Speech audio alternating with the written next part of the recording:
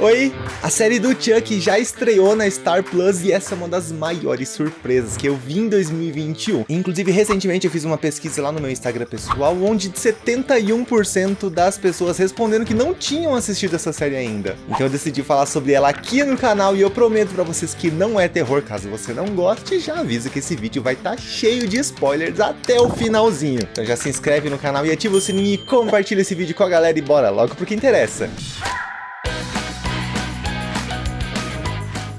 Fala geekos e geekas, eu sou o Lucas e esse é o Duque, bem-vindos a mais um vídeo do Geekoscópio, a sua fonte bem-humorada de tudo que rola de melhor no mundo dos streams e do entretenimento. O boneco Chuck conquistou uma legião de fãs desde que ele foi criado lá em 1988. Ele já conquistou várias sequências de filmes, conquistou um remake e agora chegou a vez dele ganhar a própria série solo dele que tá disponível lá na Star Plus, que é o serviço de streaming derivado do Disney Plus. E se você não souber do que eu tô falando ou não conhece o Star Plus ainda, dá uma olhadinha nesse vídeo aqui onde eu te expliquei tudinho sobre o Star Plus, e também tem esse vídeo aqui onde eu fiz uma comparação entre o Disney Plus e o Star Plus. E inclusive daqui uns dias eu farei um vídeo comparando a HBO Max com o Star Plus. Portanto, eu não tô entendendo por que você não está inscrito no canal ainda. E para não perder essas novidades, você tem que estar com o sininho ativado, garoto ou garota. Portanto, como eu sei que você já acabou de se inscrever no canal, eu vou falar que a série do Chuck chegou para dar dois pés no peso de tudo que já estava sendo criado e dar uma continuidade triunfal para essa saga. E olha, ele veio com um êxito, viu? Só que aqui eu já deixo um aviso para vocês que estão chegando para assistir essa série. Ela é uma continuação de todos os outros filmes, porém não necessariamente você precisa assistir a todos eles para entender o que está se passando por ali. Isso porque a série ao longo dos episódios vai te explicando várias questões e acontecimentos que estão rolando por ali através de flashbacks. Mas obviamente que se você tiver assistido a todos os filmes da saga, você com certeza vai ter uma experiência muito mais completa. Portanto, não tenha medo de ficar perdido enquanto você estiver assistindo, mas se você estiver perdido, tudo bem, estou aqui para te situar.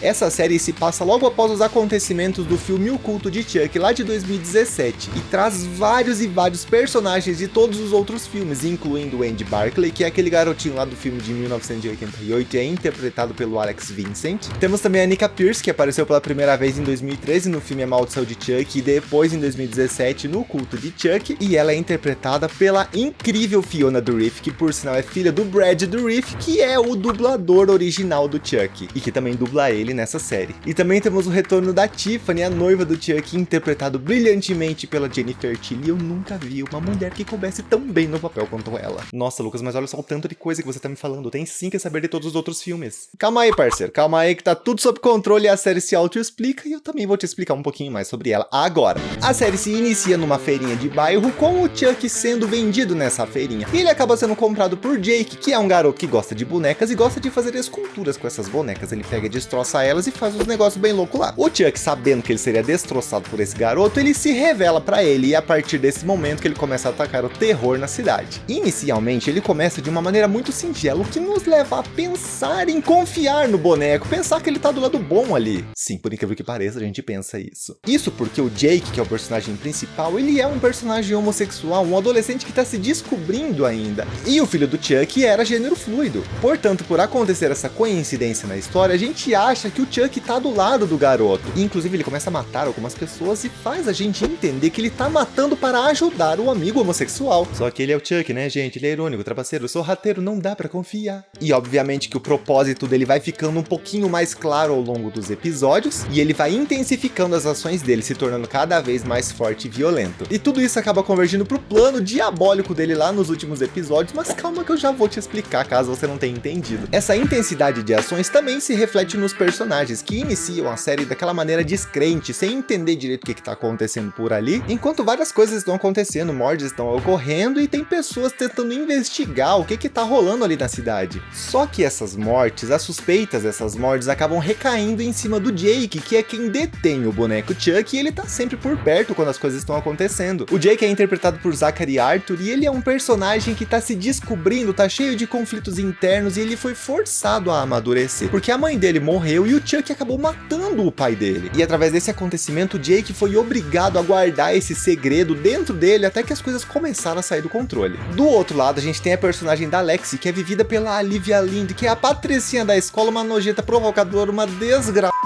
e que provoca o Jake a todo momento. Inclusive, ela até se vestiu numa festa fantasia do pai dele que tinha acabado de morrer. Só que ao longo dos episódios ela tem uma redenção, porque o jogo começa a virar contra ela e ela começa a perceber as coisas ruins que ela fazia, e também ela corre risco de morte, ou de vida, eu não sei como é que fala, justamente por odiar o Jake. Isso porque o Chuck começa a induzir o Jake a matar a Lexi, justamente por causa da raiva que o Jake também sentia dela por causa das provocações, só que tudo isso é parte do plano do Chuck que se revela lá no último episódio. Temos também o Devon, que é interpretado pelo Björgvin Arnarsson, e ele é o filho da delegada que tá investigando as mortes ali da cidade. Ele também é um adolescente que tá se descobrindo e tem um papel investigativo na série também, por mais que seja um pouquinho singelo, isso porque ele tem um podcast que fala sobre filmes e ele inclusive já falou sobre o Charles Lee Ray. Tem também vários outros personagens, inclusive o elenco adulto, só que se eu fosse falar de todos eles aqui eu ficaria horas, mas a questão é que a maioria deles morre. Sim, gente, o Chuck mata muita gente nessa série, inclusive uma morte mais chocante do que a outra. Só que claro que tudo isso é parte do plano do Chuck que é revelado lá nos últimos episódios e eu já falo sobre isso, não sai ainda que tem mais coisa pra te contar. E como eu falei, tudo isso que converge para os planos mostram que os 8 episódios dessa série crescem de uma maneira muito incrível. Eu particularmente fiquei muito surpreso com o avanço da série. Isso porque de início ela parece até uma série simples, com poucos efeitos especiais, o que nos leva a pensar que é uma série de baixíssimo orçamento. Só que na verdade o que tá rolando ali no meio são efeitos práticos e esse é o grande diferencial dessa série. Isso porque ela faz parecer que o que tá acontecendo ali é a presença de um boneco real mesmo, sem tanta computação gráfica, o que nos remete aos filmes originais do Chuck lá de 1988. E além disso, a série também se preocupa muito com a fotografia e também com a trilha sonora. E também a série não poupa em flashbacks, porque como eu já falei, ela é autoexplicativa e é riquíssima em detalhes, cheia de informações que não são mostradas nos outros filmes. A série, por exemplo, explora a vida do Charles Lee Ray, desde o primeiro crime quando ele era uma criança, inclusive é um crime bem chocante, até o descontrole do relacionamento dele com a Tiffany, que levou ele à perseguição dos policiais lá na loja de brinquedos. A série também remonta às origens do relacionamento do Charles com a Tiffany, do porquê deles se identificarem, como que eles se identificam, e também, como eu já falei, como o relacionamento deles trilhou para o fim. E a série também explica o início do vínculo do Charles Lee Ray com o comparsa Ed Caputo, que acabou morrendo lá no primeiro filme do Chuck em 1988 por abandonar o Charles durante a fuga policial. E além de não poupar em flashbacks, a série também não poupa em sangue. Gente, tem muitas mortes nessa série. Na verdade, são 21 mortes ao longo desses 8 episódios. São inúmeros personagens mortos, alguns inclusive sem motivo algum, mas, como eu já comentei, tudo isso tem um propósito, né? O Chuck não faz nada aleatoriamente, não. Aí a série também não poupa em reviravoltas, tá? Principalmente por parte da Tiffany. Eu me surpreendi muito com as atitudes dela nessa série, principalmente na cena final, quando a boneca Tiffany aparece. Claro que a série tem aí alguns pontinhos negativos, tem algumas forçações de barra em alguns momentos, né? Como, por exemplo, as fugas do Chuck, que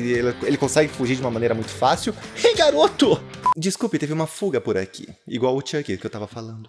Que eu tava falando? Ah, então, o Chuck consegue fugir às vezes de uma maneira muito fácil. Ele consegue andar por corredores sem que ninguém veja ele. Inclusive, pegando o gancho do Luke ter fugido aqui, acontece exatamente isso em algum momento da série lá. Quando o cara tá olhando pra frente, o Chuck tá aqui do ladinho dele, o Chuck foge e o cara não vê. Gente, não tem como. A visão aqui não dá, não tem como não ver. Mas isso é o de menos, porque a série é tão bem construída que acaba nos entregando várias referências ao longo desses 8 episódios. Como, por exemplo, o fato do Jake abrir o boneco e perceber que ele não tem pilhas depois de ter conversado com ele várias vezes, o que nos remete lá ao primeiro filme de 1988. Ou então o Chuck e a Tiffany citarem o filho deles, o Glenn e a Glenda, por ser um gênero fluido. E também os personagens antigos, como o Andy, a Kyle e também a Nika, que, meu Deus, nunca vi menina pra se ferrar tanto. Inclusive no último episódio bem chocante o que acontece com ela. E sem falar, obviamente, na Jennifer Tilly reprisando brilhantemente o papel da Tiffany. Ah, e também uma referência muito legal é a questão do Chuck reprisar a cena do Iluminado lá no episódio 8, igual essa cena aqui que eu vou mostrar pra vocês.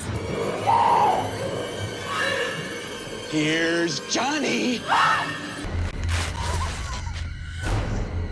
Here's Chucky! Só que apesar de tudo isso, a série consegue mesclar muito bem o suspense com a comédia, e tudo acontece ali de maneira muito bem equilibrada. Isso porque a série segue a fórmula dos filmes originais. Por exemplo, lá nos 3 primeiros filmes do Chuck, tinha um clima mais de suspense, né? Com o Chuck querendo ser um ser humano a todo custo. Já a partir do filme A Noiva de Chuck, os rumos da história mudaram um pouco e tomaram um pouco ar de comédia. E nesse momento da história, o Chuck deixou de ter aquela vontade de ser um ser humano a todo momento. Só que aí, a partir do do filme A Maldição do Chuck, a gente viu a possibilidade do Chuck dividir a alma dele em vários pedaços. Então essa série pegou tudo isso que aconteceu em todos esses filmes do Chuck, fez uma mistura de tudo e conseguiu construir uma obra que não perdeu a essência do boneco, que continua sendo debochado com piadas bem fortezinhas e muito violento. E todo esse conjunto que eu falei pra vocês aqui nesse vídeo leva para o plano diabólico do Chuck lá nos últimos episódios. Esse plano fica meio confuso no começo, porque como eu já comentei, a série dá a entender que o Chuck tá do lado bom da história. Porque na verdade ele não mata crianças a todo momento, não, ele mata somente uma, mas o foco dele são os adultos. Na verdade não somente adultos, ele mata os pais das crianças. E na maior parte das vezes não é nem ele que mata, ele induz outras pessoas a matar por ele. E essa paciência estranha que ele tem em ficar tentando induzir essas pessoas parece até estranha no começo, só que a gente descobre que é tudo parte do plano dele. E esse plano é o de dividir a sua alma em vários pedaços, e isso foi introduzido lá no filme O Culto de Chuck.